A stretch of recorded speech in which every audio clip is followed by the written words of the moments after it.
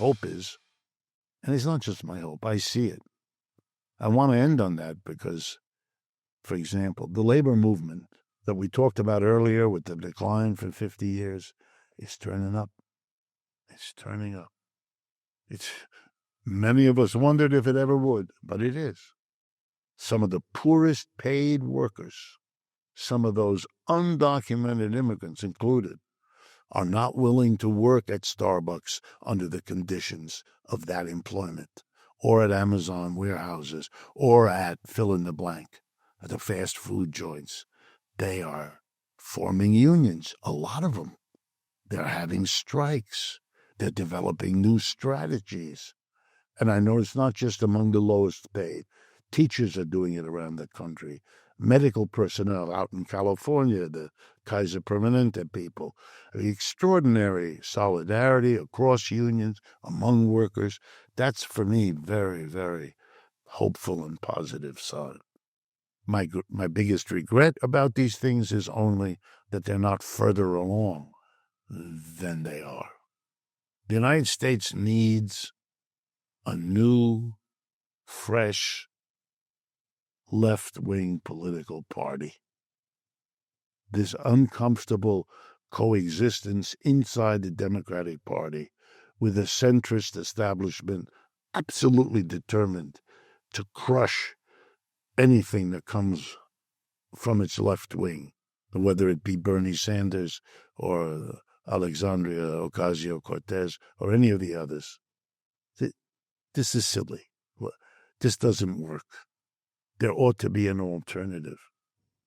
Bernie Sanders, when you ask him, will tell you that he knows that the people who he attracted were the people who ended up voting for Trump in large numbers. Well, they didn't want the establishment. But going to the right was only because there was no other place to go. Bernie was crushed by the centrists, pushed out. So he couldn't offer himself.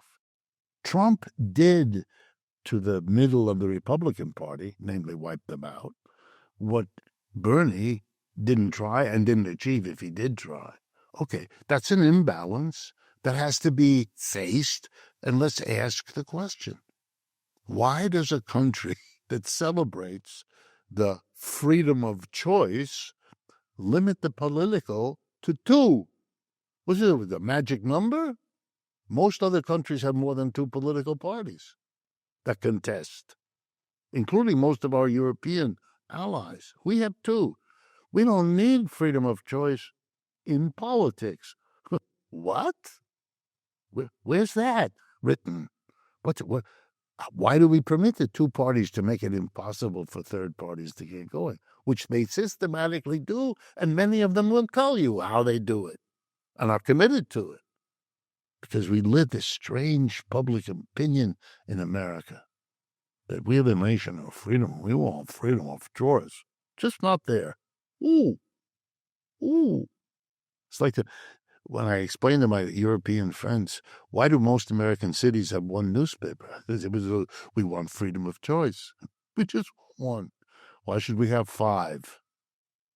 In every village in France, you can go into the local center, as many do, get your cup of espresso, and sit there reading the paper. And so you pick up a copy of the paper in any French village, and what can you get? On the liberal left end, Le Monde, their New York Times. If you don't like that, you get a national right-wing paper called Le Figaro. And next to it on the shelf is L'Humanité, Humanity. That's the daily newspaper of the French Communist Party. And it is not unusual to see someone sitting there who's got all 3 of them. Because they want to see how the news is treated differently by the communists and the right-wing conservatives and the liberal left socialists. That's what they actually want and enjoy the freedom of choice that Americans pretend to be committed to. This is weird.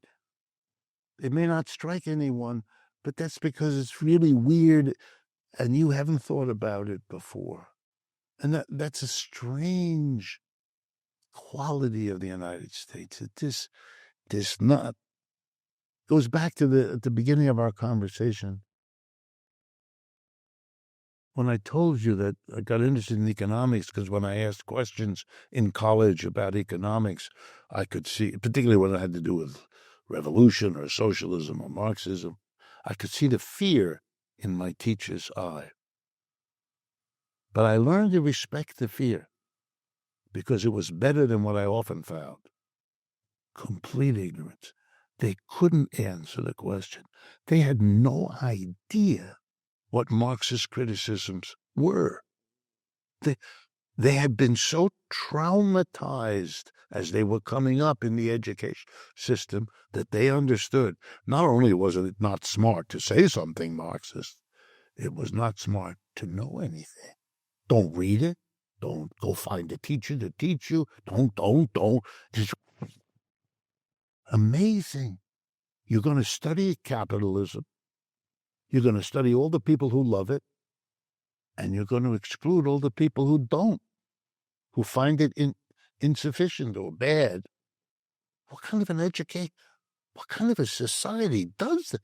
This is really, how do you make it better if you don't have people with the criticism having a conversation, showing you, this could be better. Don't you want that? Not if you're scared enough. Not if you have revved up the... No. We make fun or criticism of societies that burn the books.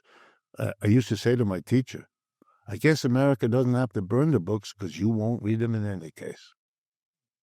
And they would grin and smile. They got the joke, but they didn't go read the book.